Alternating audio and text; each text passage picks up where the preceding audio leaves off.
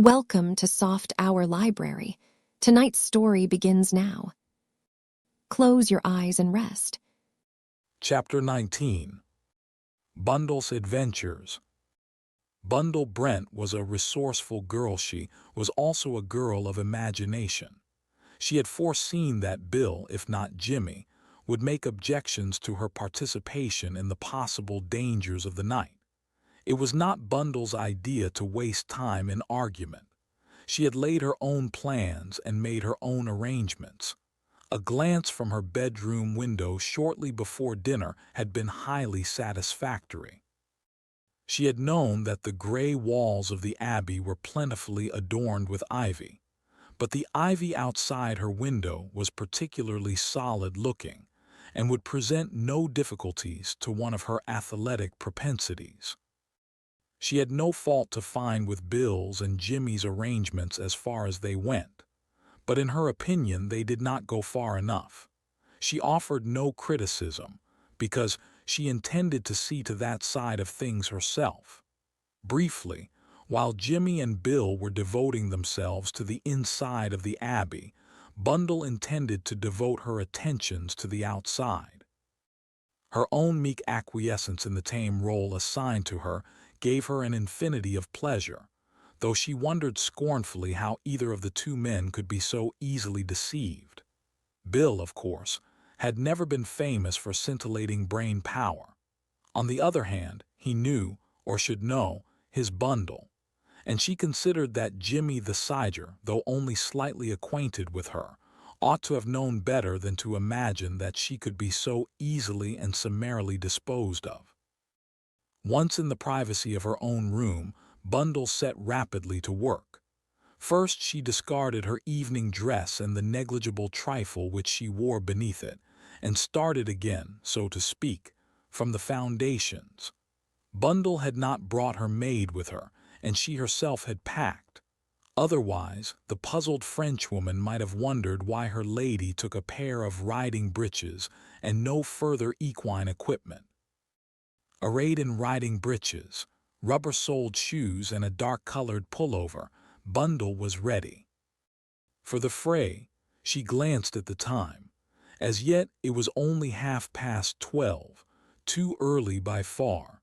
Whatever was going to happen would not happen for some time yet. The occupants of the house must all be given time to get off to sleep. 1:30 was the time fixed by Bundle for the start of operations. She switched off her light and sat down by the window to wait. Punctually at the appointed moment, she rose, pushed up the sash, and swung her leg over the sill. The night was a fine one, cold and still. There was starlight but no moon. She found the descent very easy. Bundle and her two sisters had run wild in the park at Chimneys as small children, and they could all climb like cats. Bundle arrived on a flower bed, rather breathless, but quite unscathed. She paused a minute to take stock of her plans. She knew that the rooms occupied by the Air Minister and his secretary were in the West Wing. That was the opposite side of the house from where Bundle was now standing.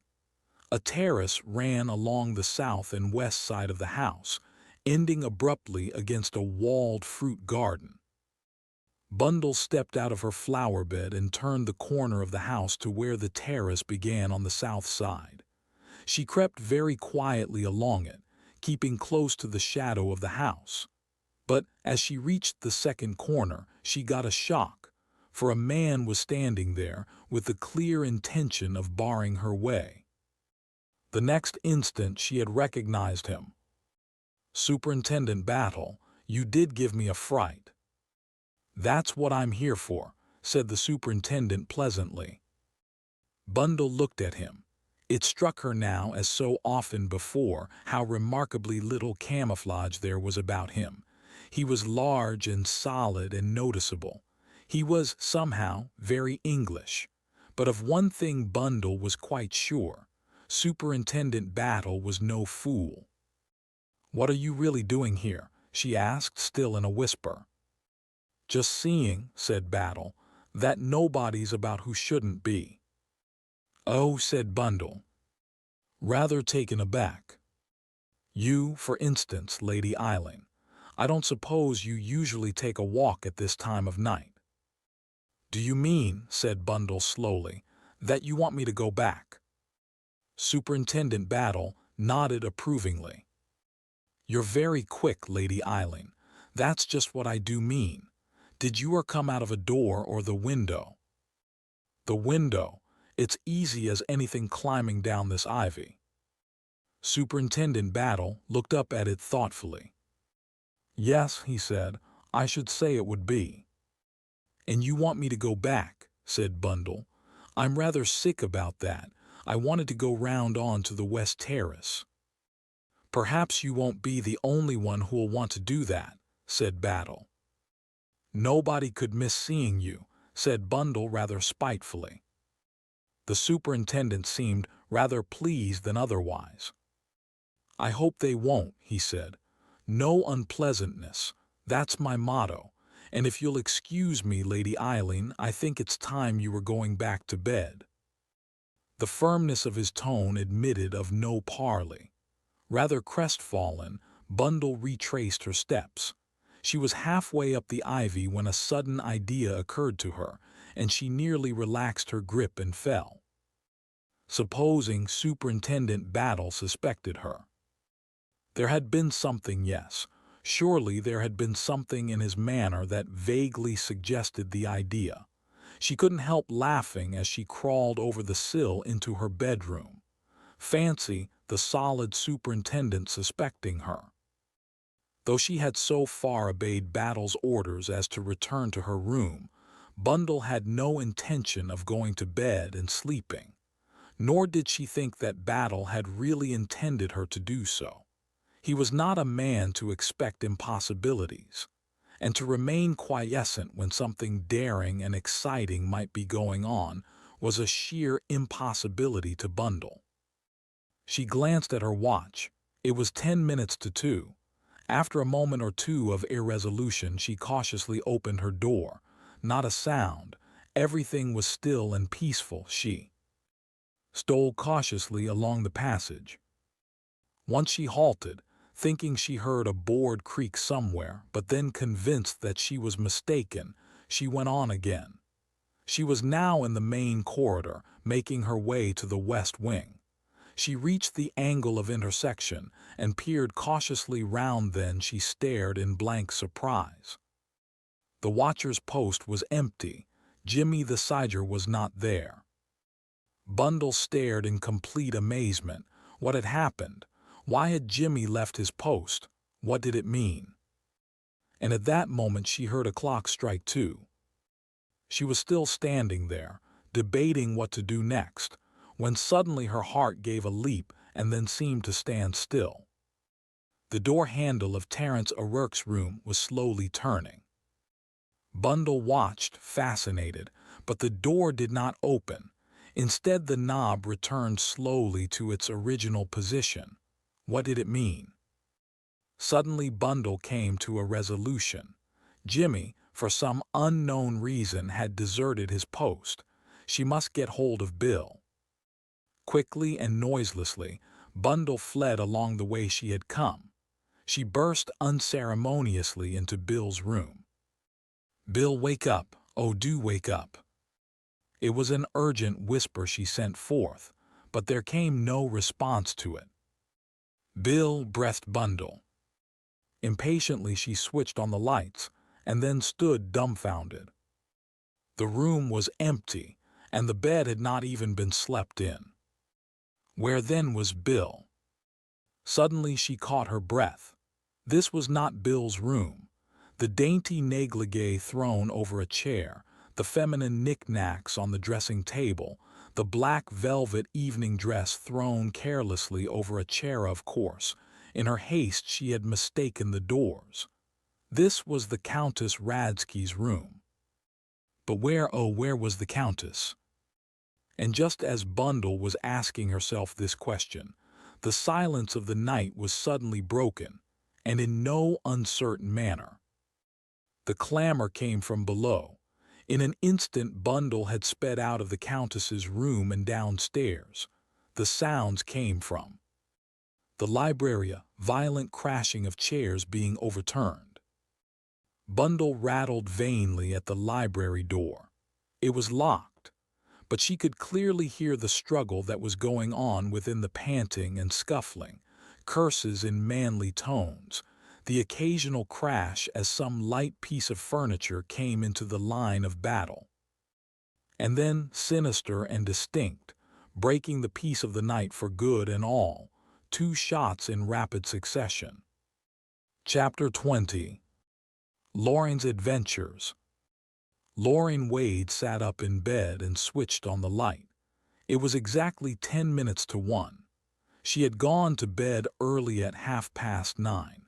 She possessed the useful art of being able to wake herself up at the required time, so she had been able to enjoy some hours of refreshing sleep. 2 dogs slept in the room with her, and one of these now raised his head and looked at her inquiringly. "Quiet, Lurcher," said Lorraine, and the big animal put his head down again obediently, watching her from between his shaggy eyelashes. It is true that Bundle had once doubted the meekness of Lorraine Wade, but that brief moment of suspicion had passed. Lorraine had seemed so entirely reasonable, so willing to be kept out of everything. And yet, if you studied the girl's face, you saw that there was strength of purpose in the small, resolute jaw, and the lips that closed together so firmly. Lorraine rose and dressed herself in a tweed coat and skirt. Into one pocket of the coat she dropped an electric torch. Then she opened the drawer of her dressing table and took out a small, ivory-handled pistol, almost a toy in appearance. She had bought it the day before at Harrod's, and she was very pleased with it.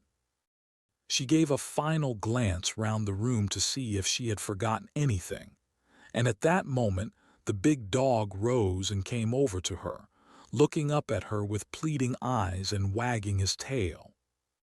Lorraine shook her head. "No, Lurcher, can't go. Mrs. can't take you. Gotta stay here and be a good boy." She dropped a kiss on the dog's head, made him lie down on his rug again, and then slipped noiselessly out of the room, closing the door behind her. She let herself out of the house by a side door and made her way round to the garage, where her little 2-seater car was in readiness. There was a gentle slope, and she let the car run silently down it, not starting the engine till she was some way from the house. Then she glanced at the watch on her arm and pressed her foot down on the accelerator. She left the car at a spot she had previously marked down. There was a gap there in the fencing that she could easily get through. A few minutes later, slightly muddy, Lorraine stood inside the grounds of Wyvern Abbey. As noiselessly as possible, she made her way towards the venerable ivy-covered building. In the distance, a stable clock chimed 2. Lorraine's heart beat faster as she drew near to the terrace. There was no one about, no sign of life anywhere. Everything seemed peaceful and undisturbed. She reached the terrace and stood there looking about her. Suddenly, without the least warning, something from above fell with a flop almost at her feet. Lorraine stooped to pick it up. It was a brown paper packet, loosely wrapped. Holding it, Lorraine looked up. There was an open window just above her head, and even as she looked, a leg swung over it, and a man began to climb down the ivy. Lorraine waited for no more. She took to her heels and ran, still clasping the brown paper packet. Behind her, the noise of a struggle suddenly broke out. A hoarse voice. "Let me go," another that she knew well. "Not if I know it, you would you?" Still Lorraine ran blindly, as though panic-stricken, right round the corner of the terrace and slap into the arms of a large, solidly built man. There," said Superintendent Battle kindly. Lorraine was struggling to speak. Oh, quick, they're killing each other. Oh, do be quick." There was a sharp crack of a revolver shot in, then another. Superintendent Battle started to run. Loring followed, back round the corner of the terrace and along to the library window. The window was open. Battle stooped and switched on an electric torch. Loring was close beside him, peering over his shoulder. She gave a little sobbing gasp. On the threshold of the window lay Jimmy the Sidger, in what looked like a pool of blood. His right arm lay dangling in a curious position. Loring gave a sharp cry. "He's dead," she wailed. "Oh, Jimmy, Jimmy, he's dead." Now," said Superintendent Battle soothingly, "don't you take on so. The young gentleman isn't dead, I'll be bound. See if you can find the lights and turn them on." Loring obeyed. She stumbled across the room, found the switch by the door and pressed it down. The room was flooded with light. Superintendent Battle uttered a sigh of relief. "It's all right, he's only shot in the right arm. He's fainted through loss of blood. Come and give me a hand with him." There was a pounding on the library door. Voices were heard, asking, expostulating, demanding. Loring looked doubtfully at it. "Shall I?" "No hurry," said Battle. "We'll let them in presently. You come and give me a hand." Loring came obediently. The superintendent had produced a large, clean pocket handkerchief and was neatly bandaging the wounded man's arm. Loring helped him. "He'll be all right," said the superintendent. "Don't you worry. As many lives as cats, these young fellows. It wasn't the loss of blood knocked him out either. He must have caught his head a crack on the floor as he fell." Outside, the knocking on the door had become tremendous. The voice of George Lomax, furiously upraised, came loud and distinct. "Who is in there? Open the door at once." Superintendent Battle sighed. "I suppose we shall have to," he said. "A pity." His eyes darted round, taking in the scene. An automatic lay by Jimmy's side. The superintendent picked it up gingerly, holding it very delicately, and examined it. He grunted and laid it on the table. Then he stepped across and unlocked the door. Several people almost fell into the room. Nearly everybody said something at the same minute. George Lomax, spluttering with obdurate words which refused to come with sufficient fluency, exclaimed, The meaning of this? Ah, it's you, superintendent, what's happened? I say what has happened." Bill Eversley said, "My God, old Jimmy," and stared at the limp figure on the ground. Lady Coote, clad in a resplendent purple dressing gown, cried out, "The poor boy," and swept past Superintendent Battle to bend over the prostrate Jimmy in a motherly fashion. Bundle said, "Loring."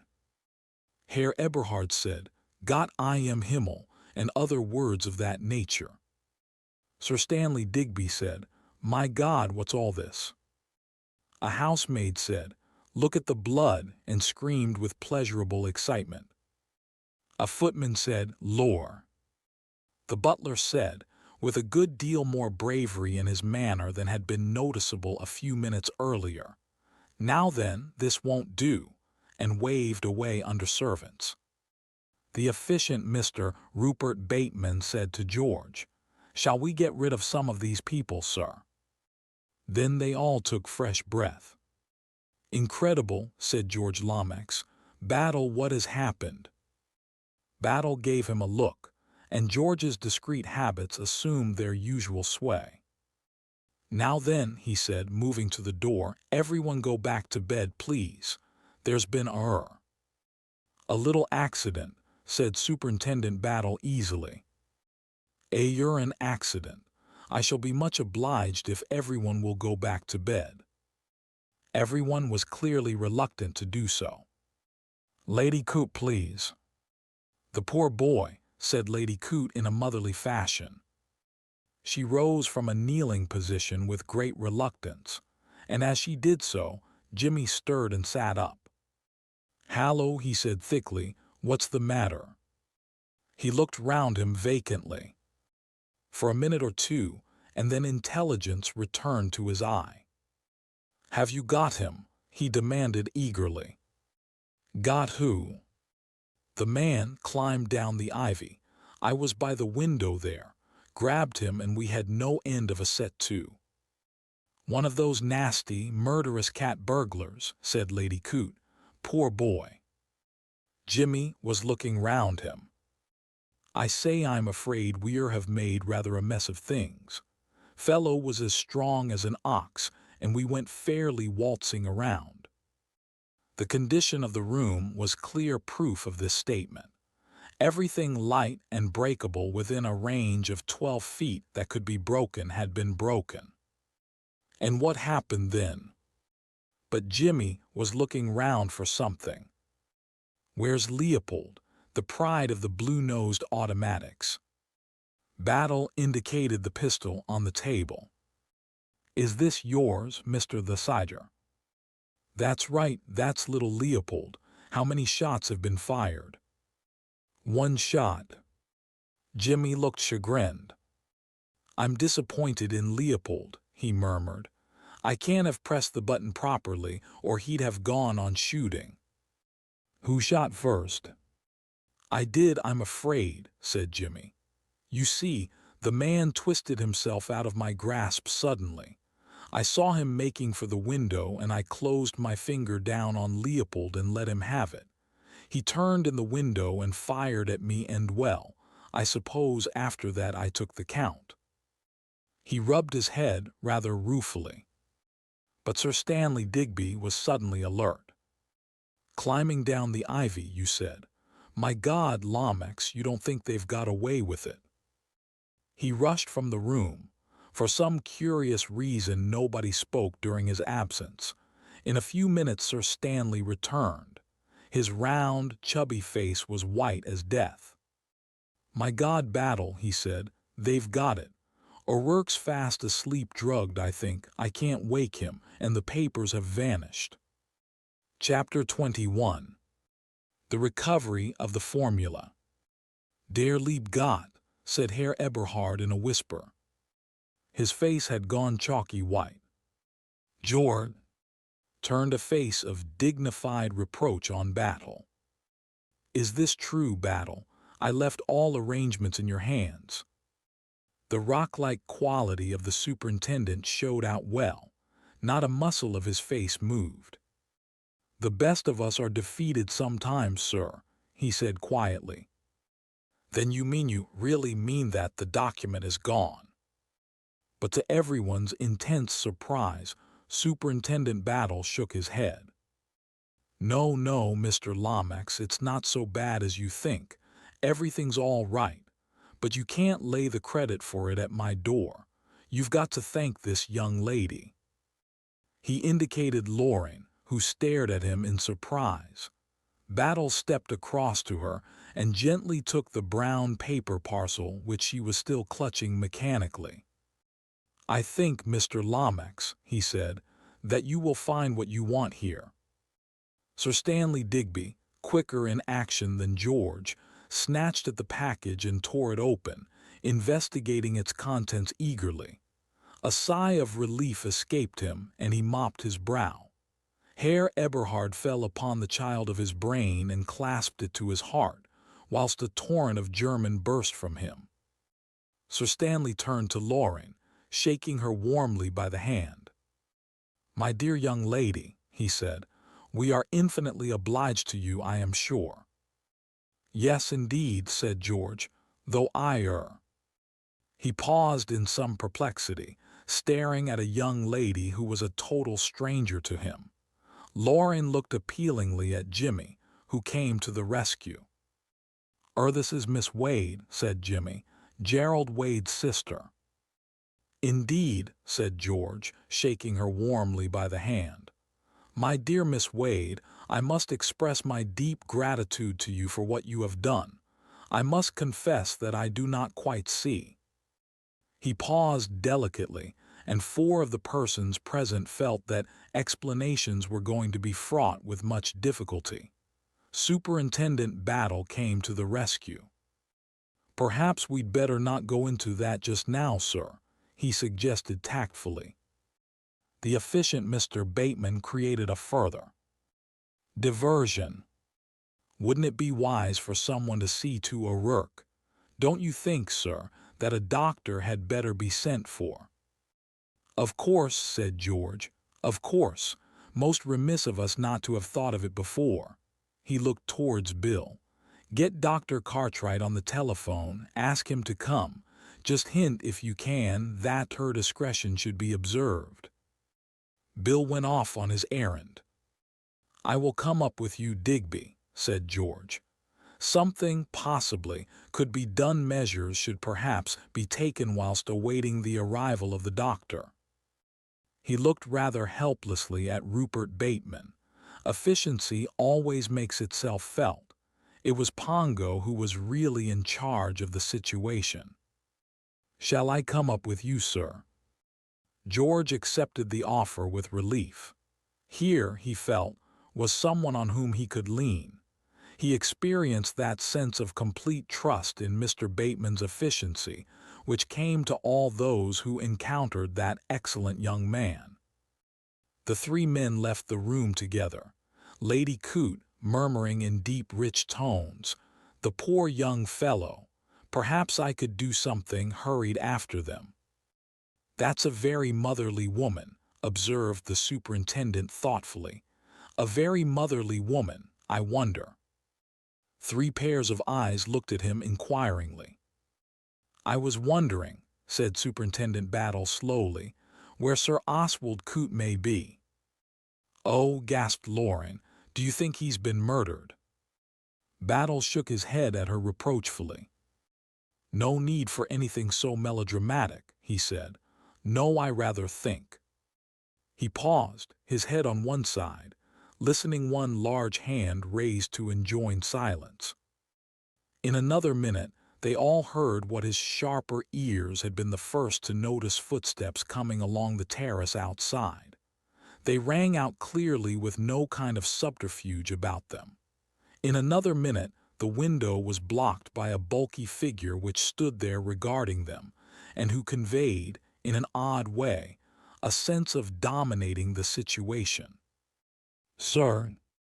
Oswald, for it was he, looked slowly from one face to another. His keen eyes took in the details of the situation. Jimmy, with his roughly bandaged arm, Bundle in her somewhat anomalous attire, Loring, a perfect stranger to him. His eyes came last to Superintendent Battle. He spoke sharply and crisply. "What's been happening here, officer?" "Attempted robbery, sir." "Attempted, eh?" "Thanks to this young lady, Miss Wade, the thieves failed to get away with it." "Ah," he said again, his scrutiny ended. "And now, officer, what about this?" He held out a small Mauser pistol, which he carried delicately by the butt. "Where did you find that, Sir Oswald?" "On the lawn outside. I presume it must have been thrown down by one of the thieves as he took to his heels. I've held it carefully, as I thought you might wish to examine it for fingerprints." "You think of everything, Sir Oswald," said Battle. He took the pistol from the other, handling it with equal care, and laid it down on the table beside Jimmy's Colt. "And now, if you please," said Sir Oswald, "I should like to hear exactly what occurred." Superintendent Battle gave a brief resume of the events of the night. Sir Oswald frowned thoughtfully. "I understand," he said sharply. "After wounding and disabling Mr. the Siger, the man took to his heels and ran, throwing away the pistol as he did so. What I cannot understand is why no one pursued him." "It wasn't till we heard Mr. the Siger's story that we knew there was anyone to pursue," remarked Superintendent Battle dryly. "You didn't catch sight of him making off as you turned the corner of the terrace?" "No, I missed him by just about 40 seconds, I should say. There's no moon, and he'd be invisible as soon as he'd left the terrace. He must have leapt for it as soon as he'd fired the shot." Said Sir Oswald. I still think that a search should have been organized. Someone else should have been posted. There are 3 of my men in the grounds, said the superintendent quietly. Oh, Sir Oswald seemed rather taken aback. They were to hold and detain anyone attempting to leave the grounds. And yet they haven't done so. And yet they haven't done so, agreed Battle gravely. Sir Oswald looked at him as though something in the words puzzled him. He said sharply, Are you telling me all that you know, Superintendent Battle? All that I know, yes, Sir Oswald. What I think is a different matter. Maybe I think some rather curious things, but until thinking's got you somewhere, it's no use talking about it. And yet, said Sir Oswald slowly, I should like to know what you think, Superintendent Battle. For one thing, sir, I think there's a lot too much ivy about this place. Excuse me, sir, you've got a bit on your coat, yes. A great deal too much ivy. It complicates things. Sir Oswald stared at him, but any reply he might have contemplated making was arrested by the entrance of Rupert Bateman. Oh, there you are, Sir Oswald. I'm so glad. Lady Coote has just discovered that you were missing, and she has been insisting upon it that you had been murdered by the thieves. I really think, Sir Oswald, that you had better come to her at once.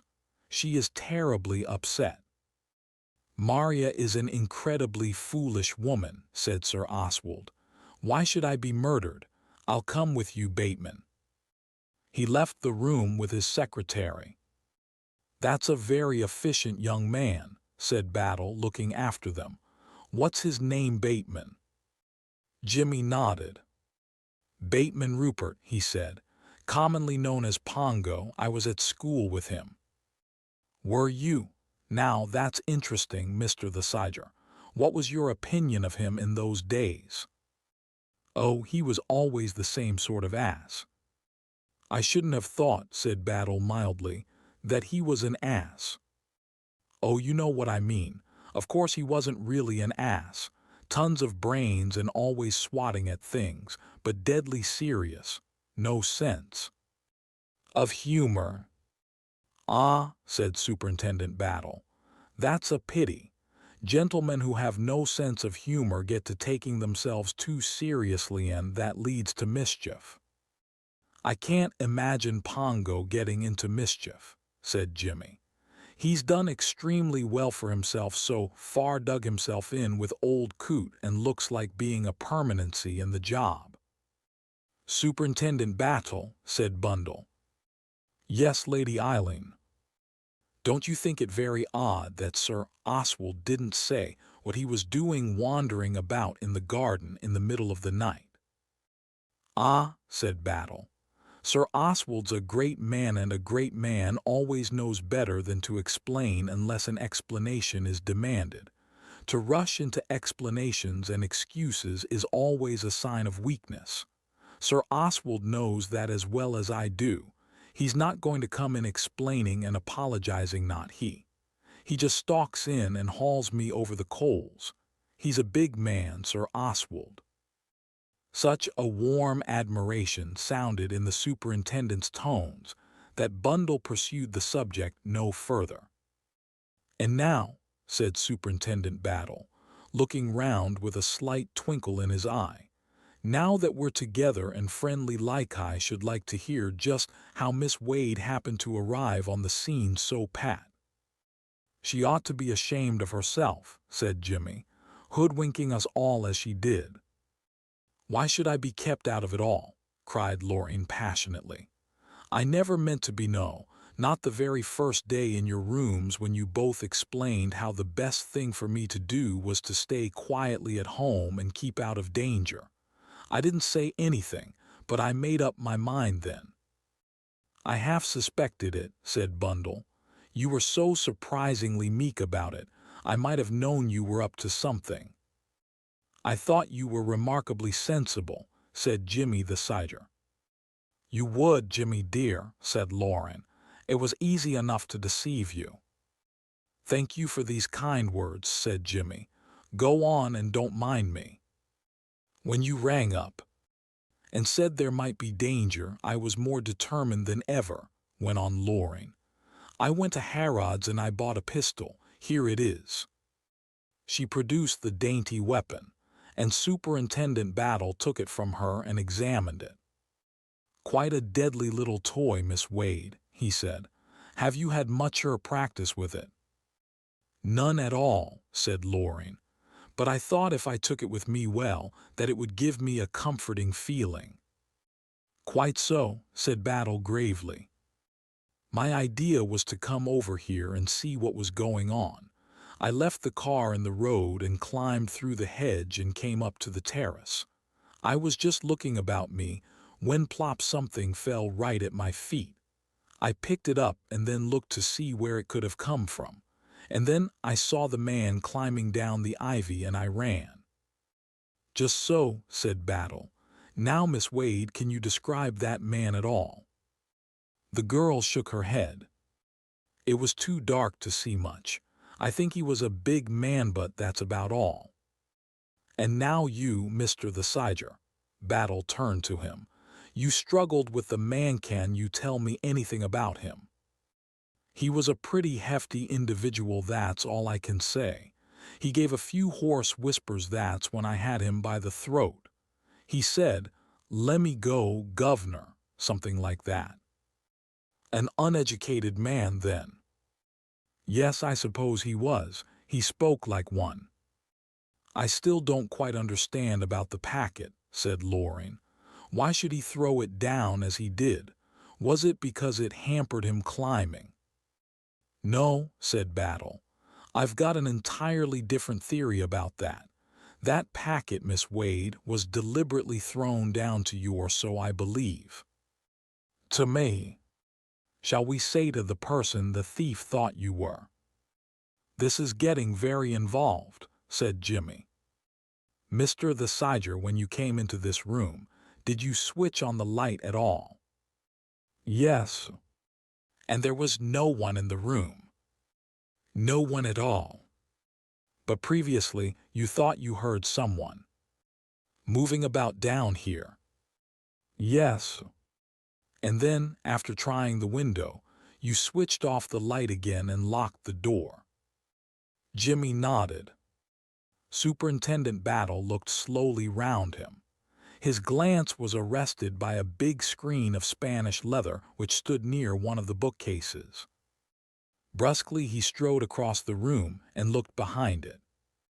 He uttered a sharp ejaculation, which brought the three young people quickly to his side. Huddled on the floor in a dead faint lay the Countess Radsky. Chapter 22. The Countess Radsky Story. The Countess's return to consciousness was very different from that of Jimmy the Siger. It was more prolonged and infinitely more artistic. Artistic was Bundle's word. She had been zealous in her ministrations, largely consisting of the application of cold water, and the Countess had instantly responded, passing a white, bewildered hand across her brow and murmuring faintly. It was at this point that Bill, at last relieved from his duties with telephone and doctors, had come bustling into the room and had instantly proceeded to make, in Bundle's opinion, a most regrettable idiot of himself. He had hung over the Countess with a concerned and anxious face, and had addressed a series of singularly idiotic remarks to her. "I say, Countess, it's all right. It's really all right. Don't try to talk. It's bad for you. Just lie still. You'll be all right in a minute. It'll all come back to you. Don't say anything till you're quite all right. Take your time. Just lie still and close your eyes. You'll remember everything in a minute. Have another sip of water. Have some brandy. That's the stuff. Don't you think, Bundle, that's some brandy?" "For God's sake, Bill, leave her alone," said Bundle crossly. "She'll be all right." And with an expert hand, she flipped a good deal of cold water on to the exquisite makeup of the Countess's face. The Countess flinched and sat up. She looked considerably more wide awake. "Ah," she murmured, "I am here. Yes, I am here." "Take your time," said Bill. "Don't talk till you feel quite all right again." The Countess drew the fold of a very transparent negligee closer around her. "It is coming back to me," she murmured. "Yes, it is coming back." She looked at the little crowd grouped around her. Perhaps something in the attentive faces struck her as unsympathetic. In any case, she smiled deliberately up at the one face which clearly displayed a very opposite emotion. "Ah, my big Englishman," she said very softly, "do not distress yourself. All is well with me." "Oh, I say, but are you sure?" demanded Bill anxiously. "Quite sure," she smiled at him reassuringly. "We Hungarians, we have nerves of steel." A look of intense relief passed over Bill's face. A fatuous look settled down there instead a look which made Bundle earnestly long to kick him. "Have some water," she said coldly. The Countess refused water. Jimmy, kindlier to beauty in distress, suggested a cocktail. The Countess reacted favorably to this suggestion. When she had swallowed it, she looked round once more, this time with a livelier eye. "Tell me what has happened," she demanded briskly. "We were hoping you might be able to tell us that," said Superintendent Battle. The Countess looked at him sharply. She seemed to become aware of the big, quiet man for the first time. "I went to your room," said Bundle. "The bed hadn't been slept in and you weren't there." She paused, looking accusingly at the Countess. The latter closed her eyes and nodded her head slowly. "Yes, yes, I remember it all now. Oh, it was horrible," she shuddered. "Do you want me to tell you?" Superintendent Battle said, "If you please," at the same moment that Bill said, "Not if you don't feel up to it." The Countess looked from one to the other, but the quiet, masterful eye of Superintendent Battle won the game. "I could not sleep," began the Countess. "The house, it oppressed me. I was all, as you say, on wires, the cat on the hot bricks. I knew that in the state I was in it was useless to think of going to bed. I walked about my room. I read. But the books placed there did not interest me greatly. I thought I would come down here and find something more absorbing." "Very natural," said Bill. "Very often done, I believe," said Battle. "So as soon as the idea occurred to me, I left my room and came down. The house was very still." "Excuse me," interrupted the superintendent, "but can you give me an idea of the time when this occurred?" "I never know the time," said the Countess superbly, and swept on with her story. "The house was very quiet. One could even hear the little mouse run if there had been one. I come down the stairs very quietly." "Very quietly." "Naturally, I do not want to disturb the household," said the Countess reproachfully. "I come in here. I go into this corner and I search the shelves for a suitable book, having, of course, switched on the light." "No, I did not switch on the light. I had, you see, my little electric torch with me. With that I scanned the shelves." "Ah," said the superintendent. "Suddenly," continued the Countess dramatically, "I hear something, a stealthy sound, a muffled footstep. I switch out my torch and listen. The footsteps draw nearer, stealthy, horrible footsteps. I shrink behind the screen. In another minute the door opens and the light is switched on. The man, the burglar, is in the room." "Yes, but I say," began Mr. the Sodger. A large-sized foot pressed his, and realizing that Superintendent Battle was giving him a hint, Jimmy shut up. "I nearly died of fear," continued the Countess. "I tried not to breathe. The man waited for a minute, listening.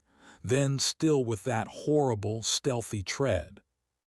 Again Jimmy opened his mouth in protest, and again shut it. He crossed to the window and peered out.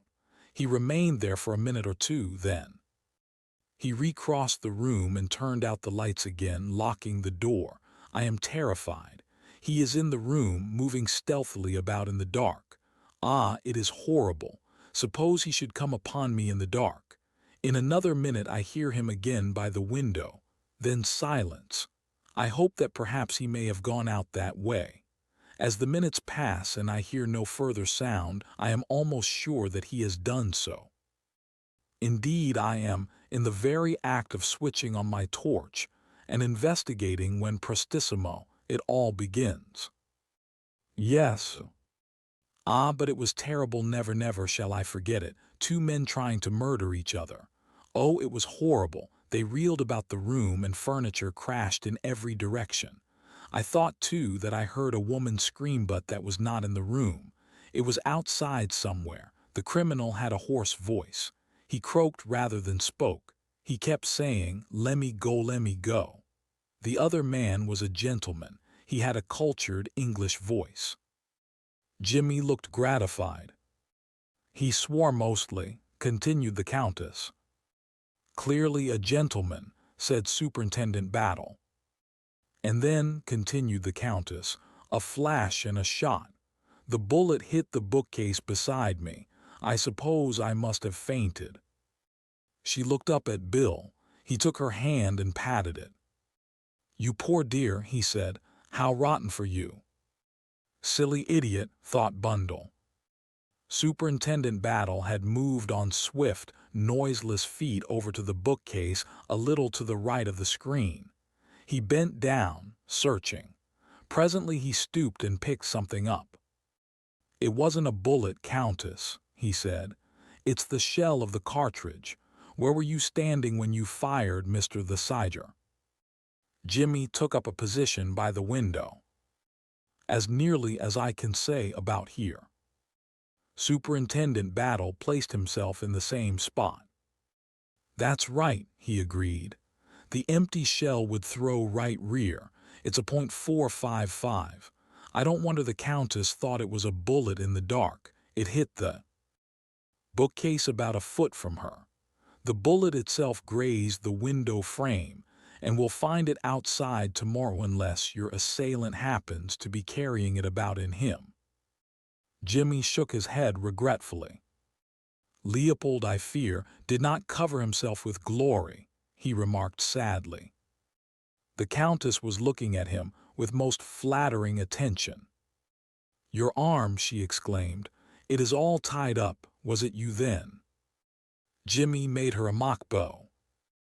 "I'm so glad I've got a cultured English voice," he said. "And I can assure you that I wouldn't have dreamed of using the language I did if I had had any suspicion that a lady was present." "I did not understand all of it," the Countess hastened to explain, "although I had an English governess when I was young." "It isn't the sort of thing she'd be likely to teach you," agreed Jimmy. "Kept you busy with your uncle's pen and the umbrella of the gardener's niece. I know the sort of stuff." "But what has happened?" asked the Countess. "That is what I want to know. I demand to know what has happened." There was a moment's silence, whilst everybody looked at Superintendent Battle. "It's very simple," said Battle mildly. "Attempted robbery. Some political papers stolen from Sir Stanley Digby. The thieves nearly got away with them, but thanks to this young lady," he indicated Lauren, "they didn't." The Countess flashed a glance at the girl, rather an odd glance. "Indeed," she said coldly. "A very fortunate coincidence that she happened to be there," said Superintendent Battle, smiling. The Countess gave a little sigh and half closed her eyes again. "It is absurd, but I still feel extremely faint," she murmured. "Of course you do," cried Bill. "Let me help you up to your room. Bundle will come with you." "It is very kind of Lady Eileen," said the Countess, "but I should prefer to be alone. I am really quite all right. Perhaps you will just help me up the stairs." She rose to her feet, accepted Bill's arm. and leaning heavily on it, went out of the room. Bundle followed as far as the hall, but the Countess, reiterating her assurance with some tartness that she was quite all right, she did not accompany them upstairs. But as she stood watching the Countess's graceful form, supported by Bill, slowly mounting the stairway, she stiffened suddenly to acute attention. The Countess's negligee, as previously mentioned, was thin, a mere veil of orange chiffon. Through it Bundle saw distinctly below the right shoulder blade a small black mole. With a gasp, Bundle swung impetuously round to where Superintendent Battle was just emerging from the library. Jimmy and Loring had preceded him. "There," said Battle. "I've fastened the window and there will be a man on duty outside, and I'll lock this door and take the key. In the morning we'll do what the French call reconstruct the crime." "Yes, Lady Eileen. What is it?" "Superintendent Battle, I must speak to you at once." "Why, certainly, George Lomax suddenly appeared, Dr. Cartwright by his side. "Ah, there you are, Battle. You'll be relieved to hear that there's nothing seriously wrong with O'Rourke." "I never thought there would be much wrong with Mr. O'Rourke," said Battle. "He's had a strong hypnotic administered to him," said the doctor. "He'll wake perfectly all right in the morning. Perhaps a bit of a head, perhaps not. Now then, young man, let's look at this bullet wound of yours." "Come on, nurse," said Jimmy to Loring. "Come and hold the basin or my hand. Witness a strong man's agony. You know the stunt." Jimmy, Loring, and the doctor went off together. Bundle continued to throw agonized glances in the direction of Superintendent Battle, who had been buttonholed by George. The superintendent waited patiently till a pause occurred in George's loquacity. He then swiftly took advantage of it. "I wonder, sir, if I might have a word privately with Sir Stanley, in the little study at the end." "There." "Certainly," said George. "Certainly, I'll go and fetch him at once." He hurried off upstairs again.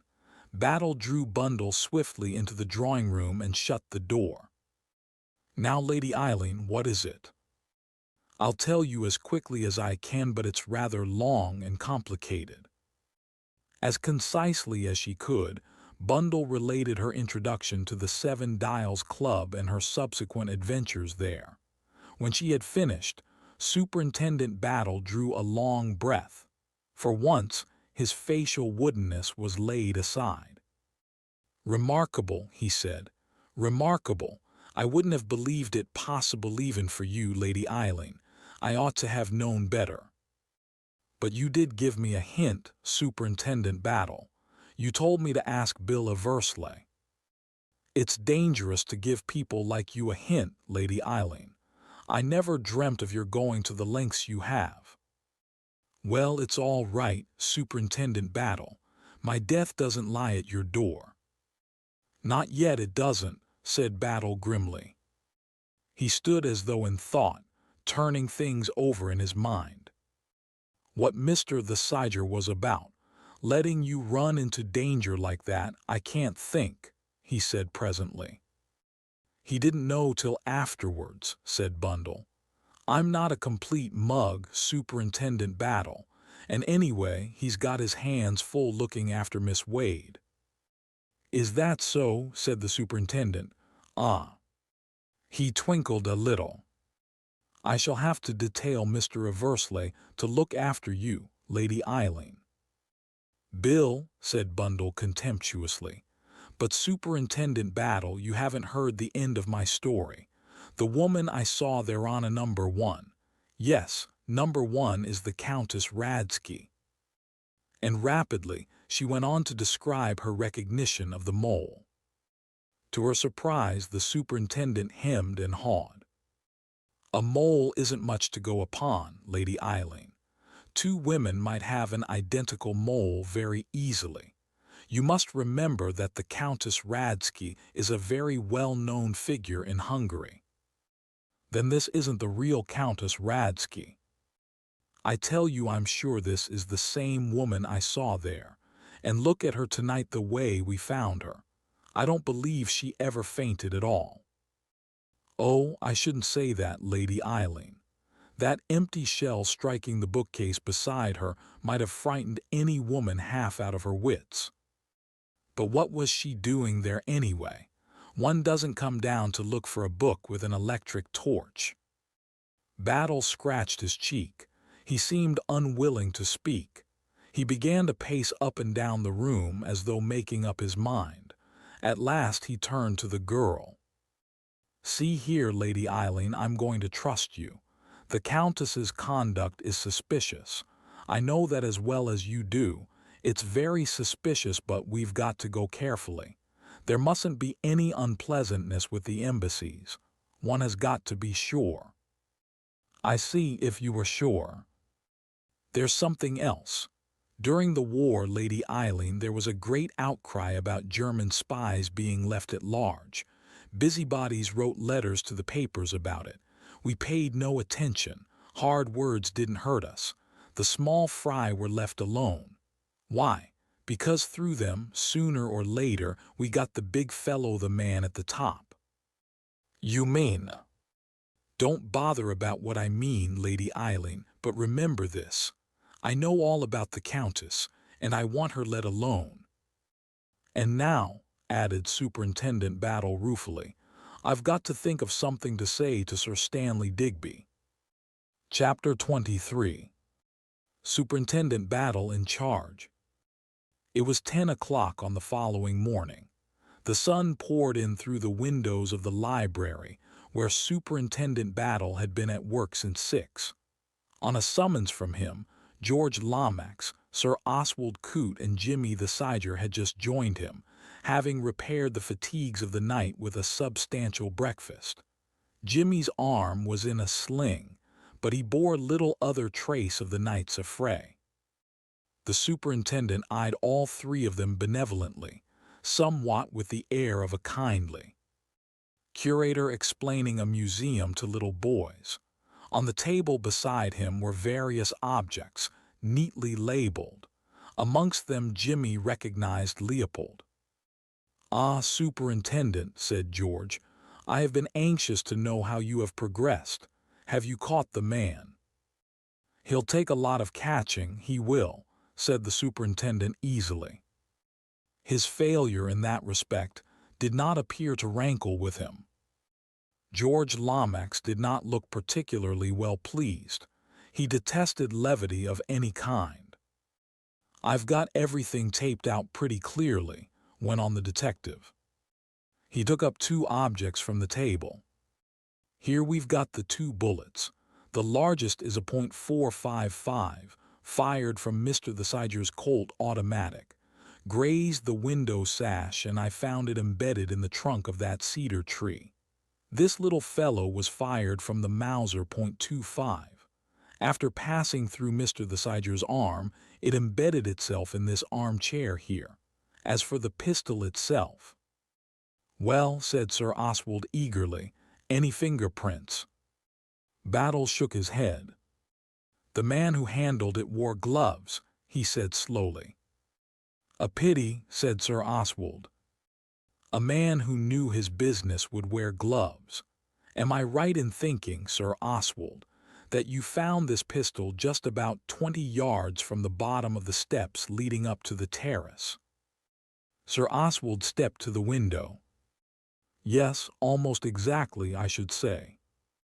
I don't want to find fault, but it would have been wiser on your part, sir, to leave it exactly as you found it." "I am sorry," said Sir Oswald stiffly. "Oh, it doesn't matter. I've been able to reconstruct things. There were your footprints, you see, leading up from the bottom of the garden, and a place where you had obviously stopped and stooped down, and a kind of dent in the grass which was highly suggestive.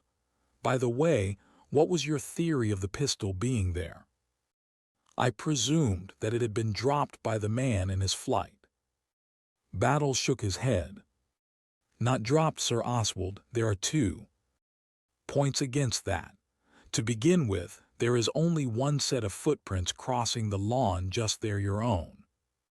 I see, said Sir Oswald thoughtfully. Can you be sure of that, Battle? Put in George. Quite sure, sir. There is one other set of tracks crossing the lawn, Miss Wade's, but they are a good deal farther to the left. He paused and then went on. And there's the dent in the ground. The pistol must have struck the ground with some force. It all points to its having been thrown. Well, why not? Said Sir Oswald. Say the man fled down the path to the left. He'd leave no footprints on the path, and he'd hurl the pistol away from him into the middle of the lawn, Lomax. George agreed by a nod of the head. It's true that he'd leave no footprints on the path, said Battle, but from the shape of the dent and the way the turf was cut, I don't think the pistol was thrown from that direction. I think it was thrown from the terrace here. Very likely, said Sir Oswald. Does it matter, Superintendent? Ah, yes, Battle, broke in George. Is a turf strictly relevant? Perhaps not, Mr. Lomax, but we like to get things just so, you know. I wonder now if one of you gentlemen would take this pistol and throw it. Will you, Sir Oswald? That's very kind. Stand just here in the window. Now fling it into the middle of the lawn. Sir Oswald complied, sending the pistol flying through the air with a powerful sweep of his arm. Jimmy the Siger drew near with breathless interest. The superintendent lumbered off after it like a well-trained retriever. He reappeared with a beaming face. That's it, sir, just the same kind of mark. Although, by the way, you sent it a good 10 yards farther. But then, you're a very powerfully built man, aren't you, Sir Oswald? Excuse me, I thought I heard someone at the door. The superintendent's ears must have been very much sharper than anyone else's. Nobody else had heard a sound, but Battle was proved right. For Lady Coote stood outside, a medicine glass in her hand. Your medicine, Oswald, she said, advancing into the room. You forgot it after breakfast. I'm very busy, Maria, said Sir Oswald. I don't want my medicine. You would never take it if it wasn't for me, said his wife serenely, advancing upon him. You're just like a naughty little boy. Drink it up now.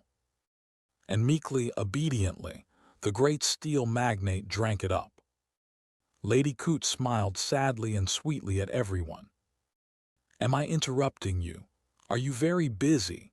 Oh, look at those revolvers. Nasty, noisy, murdering things.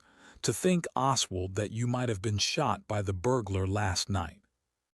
You must have been alarmed when you found he was missing, Lady Coote, said Battle.